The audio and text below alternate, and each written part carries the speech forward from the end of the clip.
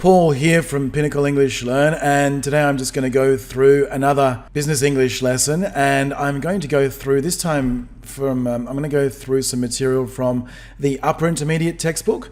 I'm going to do a little bit of a deeper dive this time and actually teach some of the stuff in there rather than a guided tour. So hopefully you can learn something from this particular video. Alrighty, let's do it. So I'll just start by zooming in here, and I'll just zoom right in.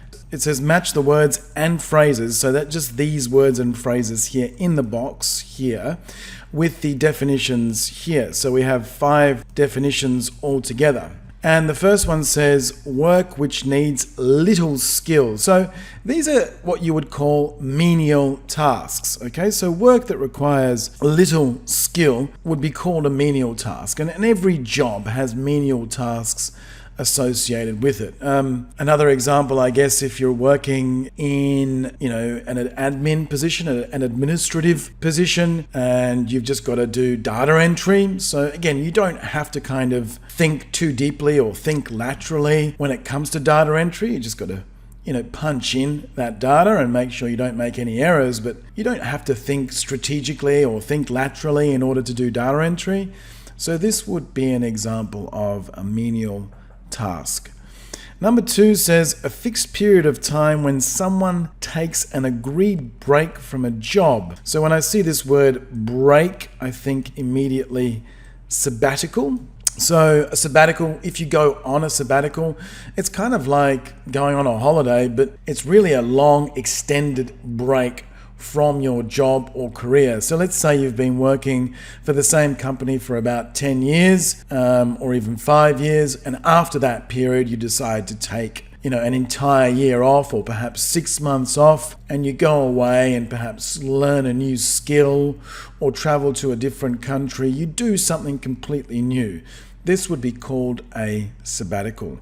It's a fixed period of time when someone takes an agreed break from their job, and usually you agree upon that break with your manager, the owner of the company, or perhaps your supervisor. And number 3, the fact of getting a better paid, more responsible job, and immediately there I think promotion. So a promotion is really when you're moving up in the world, yeah? So if you move up in terms of both salary and responsibility, let's say, for example, you work as a teacher and you get promoted to the director's position or director of studies position.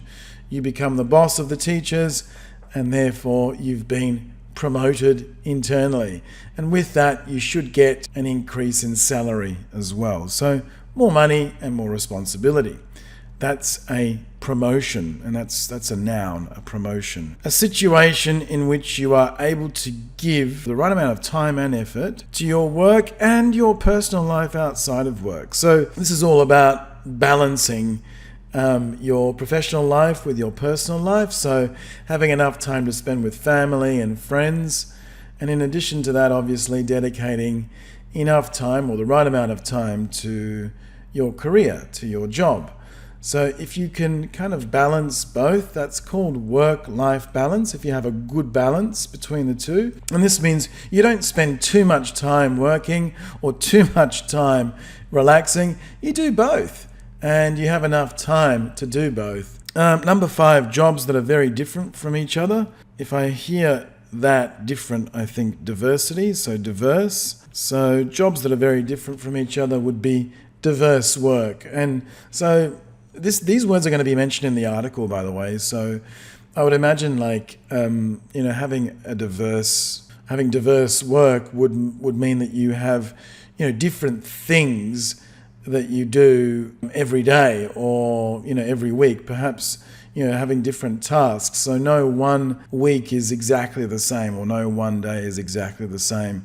And so diversity at work is probably quite important, again, for your sanity when you're at work, because if you're doing the same thing day in, day out, it can make the job quite boring, and it can also affect employee retention. Now, the word employee retention comes up here, And employee retention just refers to the ability of companies, businesses, and owners to be able to retain or keep your employees working for you in a satisfied and happy manner. And so this question here says, discuss the terms in exercise 1A, so these terms here, and discuss what you think their effect might be on employee retention.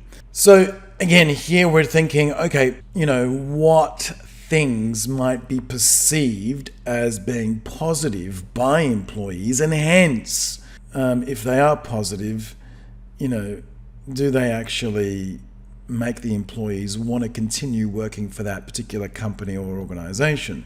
So diverse work, I guess, if you've got diverse work, in other words, if you've got different tasks to do on a daily basis, as long as they're not overwhelming, I guess that would keep you interested and keep you wanting to work for that particular organization.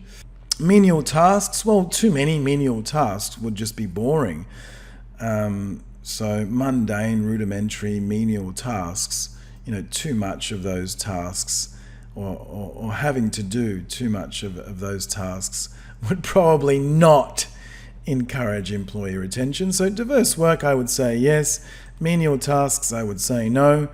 Promotion, I would definitely say yes. So if you're promoted, then employees are more likely to stay with the organization if they feel like there are opportunities to at least get promoted. In other words, to have more responsibility and to get more pay. A sabbatical, well, this is like a long extended vacation, isn't it? Or a break from work. And I think if employees are promised sabbaticals, or if employees, are given the opportunity to take sabbaticals after being with the organization for 5 or even 10 years, then that would certainly encourage employee retention. In other words, it would certainly encourage employees to remain or to stay with that particular organization or business. And a work-life balance, definitely, So if you've got a good work-life balance, then that's pretty much what most people want. They want to be able to not only have a job that's stimulating, but they also want to be able to have some time to dedicate to family, friends, and hobbies. So, a good work-life balance, I would think, would be essential to employee retention. Number 3 says, read the article quickly. What details does it mention about the terms in exercise 1?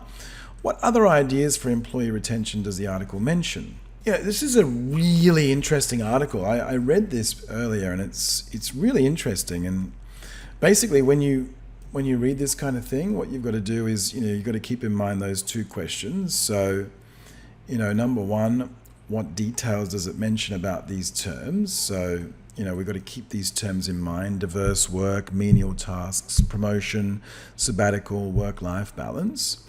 And then the other question is, what other ideas for employee retention does the article mention? So look, the article pretty much is about work, and the heading is investment banks work-life balance schemes will pay off. I mean, straight up you can see here it talks about sabbaticals. So Morgan Stanley has started extending its month-long paid sabbatical scheme to include some of its junior bankers. So junior bankers are actually getting the opportunity to take a month-long paid leave, so they can actually take some time off work, despite the fact that they've only been there for a short amount of time. So, right off the bat, you can see that this article mentions, sabbatical. So this is basically talking about work-life balance. So non-bankers may think these work-life balance efforts, Friday nights off, 2 hours a week, are not important, but they may truly improve the lives of many young Wall Street and Citi employees. Look, I've only just kind of gone into the first bit of that article, but you can see the article has already mentioned work-life balance, and I'll just highlight that in red. And the article has already mentioned a sabbatical, Yeah, so actually I'll highlight that in red as well. So it's already mentioned a sabbatical scheme of sorts to include some of its junior bankers. And so the article mentions month-long paid sabbatical, swifter, faster promotions. The article also mentions fewer menial tasks. So we didn't actually go through these. We went through the sabbaticals bit, and we actually went through work-life balance as well together, but we didn't go through the section where the article covers swifter, faster promotions or fewer menial tasks and more diverse work. So, the article obviously includes all of those things, but we didn't read through it. Now, the next part says, read the article again and decide if these sentences are true or false. So let's have a look at this and let's see if we can actually figure it out just based on what I've just read with you guys. So it says, all bankers at Morgan Stanley are given month-long paid sabbaticals. Now, is that true or false? Well, from what we've just read, it is false. Yeah, it's not all bankers. Let's just have a quick look and scroll down. It's not all bankers. It's Morgan Stanley has started extending its month-long paid sabbatical leave to include some. Okay, to include some, not all, but just some of its junior bankers. All right, so it's not all bankers, it's just some of them. So the first one is false. And number two, let's see if we can find the answer here. It says, JP Morgan expects its employees to dress formally for work. This is also clearly false, right? Because, or it is JP Morgan. Yes, it is JP Morgan there. JP Morgan is relaxing its dress code to business casual. So number one is false. All bankers at Morgan Stanley, it's not all, it's only some, are given month-long paid sabbaticals. And number two, JP Morgan expects its employees to dress formally for work. Well, not really. They've actually relaxed their dress code, and I think the term that they used was business casual. So that was here. They've relaxed it to business casual. And we're 100% correct. Now, the next section is a little bit of grammar. So you may say, oh, hang on, this is business English. Do we really need to do grammar? Well, it's integrated. With this book, it's really cleverly kind of integrated into the text, and it's actually done really, really well. I was pleasantly surprised. The grammar is the future continuous, which is will plus be plus verb ing, and it's the future perfect simple. We use the future continuous to talk about an event that will be taking place at a particular moment in the future. Yeah, look, I mean, this is an event or an activity that will be taking place at a particular moment in the future. So let's say the point of reference is next Friday at 5 p.m. So, next Friday I will be finishing the report. So at this time next Friday, for example, I will be finishing my report. All right, so something like that. So basically the future continuous is talking about an event or even an activity that will be in progress at some particular time or some point in the future. The next one is the future perfect simple, and the future perfect is used to talk about events. Let me just highlight this as well. Used to talk about events in the future which will be finished by a certain time. Yeah, so it's an event or an action that will be complete before some time in the future or by some time in the future. By next Friday, I will have finished the report. So by that point in the future, the report will be complete. So I will have finished the report by next Friday. Now, it says to look at the article and to find examples of the future perfect simple and the future continuous. So it's not the future perfect continuous, it's just the future continuous. So for that, we'll probably need to zoom out a little bit And then we'll probably need to go into the article here. And we can see the underlined words. So what I might do is just clear everything. I'll highlight the future perfect simple in green. So will, have, told. Look, I can see straight away it's will plus have plus PP. So that's the future perfect simple. Will have made. That's the future perfect simple. And then let me highlight the future continuous in yellow. Will be doing and will be working. So there I've kind of identified the future perfect simple and the future continuous. Look, the future continuous is will, that's the form anyway, will plus be plus verb ing. And the function is just some kind of future, some kind of activity that will be in progress at some point in the future. And then there's the future perfect simple, which is an action that will be complete by or before some point in the future. You can have the future perfect continuous as well. So that's will plus have plus been plus verb ing. So for example, I will have been working for this organization for 3 years by the end of this year. Okay, so I'm just going to move along to part C, which is the form. So the future continuous is formed with will plus be plus verb ing, and they call that the present participle, or the verb ing in this case. So it's just will plus be plus verb ing. And the future perfect simple is formed with will plus have plus the past participle.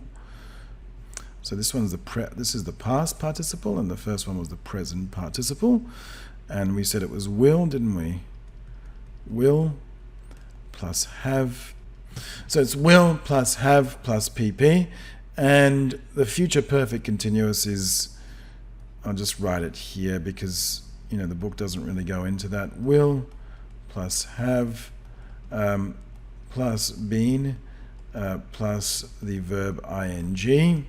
So I will have been working, I will have been doing, I will have been seeing. All of those are examples of the future perfect continuous. So the next bit says complete the sentences with the future continuous or the future perfect simple forms of the verbs in the box. So we're looking to complete them with the future continuous, which means will plus be plus verb ing for an activity in progress at some point in the future, or the future perfect simple, which is will plus have plus the PP to describe an action that will be complete before or by some time in the future. So we need to consider if they will be in progress or they will be finished. So let's have a look at this one. In April, he something a month long paid sabbatical. Will, so we know it's will, and then he will, in April, he will be resting, taking, promoting, improving, doing, or changing. I feel like, it's probably going to be taking. He will be taking. So let's check that one. Yeah, that's correct. So we've used the future continuous there to talk about an activity that will be in progress at some time in the future. And the time that it's going to be in progress in is in April. So we're looking at April in the future and the fact that, the activity of taking that leave will be in progress at or during that month. In the future. Okay, the next one. My company has just announced that so we'll start with will, because both the future perfect simple and the future continuous start with will. So my company has just announced that it will, blah, blah, blah, the office to an open plan setup. Oh, this has happened to me before, where they kind of, they have an office, they have a certain, they have offices, on a floor, and they just kind of deconstruct it, and they set up an open plan setup. So they change it to an open plan setup where you don't have any more kind of enclosed offices. You might have 1 or 2 meeting rooms, but basically the whole floor is one big office, and nobody has kind of walls between them, and it's supposed to encourage communication. Do, improve, promote, rest, take? Which one would be correct? My company has just announced that it will be, and I've circled the word change here, changing. So we'll be changing the office to an open plan setup over the weekend. It's a shame. I really liked my quiet office. So it kind of, you get this feeling that in this case, over the weekend, things will be changing. The office setup, the current office setup, will be torn down, and then, they're going to be working on an open plan setup. So it's not something that you can just do over the weekend, but certainly something that they can start doing on the weekend. So I don't think the action will be complete. So that's why I've used the future continuous there, because it's an activity that will be in progress, but not will be complete. It won't have been completed by or before sometime in the future. It'll just be happening at some time in the future. So if we check that, that's correct as well. Let's do one more. I'm glad the weekend is here. By next Monday. Oh, that's a key word there, isn't it? By next Monday. Something. So let's just start with will, because we know it's either going to be will plus be plus verb ing for the future continuous, or will plus have plus the PP for the future perfect simple. So I'm glad the weekend is here. By next Monday, I'm seeing this word by, so I'm thinking perfect straight away. I'm thinking future perfect, and should have the energy for a very busy week. So I'm thinking, this person is looking forward to the weekend, so they're obviously exhausted, and it's probably Friday, and they're saying, look, by next Monday, I'll be back feeling better again, because, and I think the word we're looking for here is rest. And so I'm going to use the future perfect here, because it'll be complete. My rest will be complete by next Monday. So I will have rested. Make sure the spelling is correct there. And so I'm glad the weekend is here. By next Monday, I will have rested and should have the energy. Yep, so that's correct. The verb is rest. Obviously, we've used the past participle form of the verb rest rather than the present participle. So I'm glad the weekend is here. By next Monday, I will have rested, or will have rested. When we speak, we usually connect will plus have and say, I will have rested and should have the energy for a very busy week. So there you go. All right, so that's a bit of grammar. I'm going to zoom in here and just do this last exercise. It says complete the questions with the future continuous or the future perfect simple forms of the verbs in the brackets. So the 2 pages. So it says, what kind of job will, so we know it's going to be a will, don't we? Will you look for in the future? Will you be looking, perhaps? That's the first one. Okay, so the first one is, what kind of job will you be looking for in the future? So this is the future continuous to talk about an activity, that will be in progress at some time in the future. It's not an action that will be complete by or before sometime in the future. So can we check that answer? Yes, and it's correct. And we'll just do a couple more. By the end of the year, what will you have finished? And is there anything you won't have finished or will not have finished? I'm just going to use the contracted form there. You won't have finished. And we can check the answer there. We're correct, 100%. And these are really interesting questions to ask and answer in the class as well. And I think that's what the book wants us to do at the end of this exercise. Let's just do one more for good measure. What do you think? So because it's a question, what do you think you will be doing 10 years from now? So yeah, because it's a question, we have the question word here, and we have the auxiliary verb do going before the subject or coming before that subject you. So what do you think? And then you will be doing. What do you think you will be doing 10 years from now? So it's the future continuous to ask about an activity that will be in progress at some time in the future.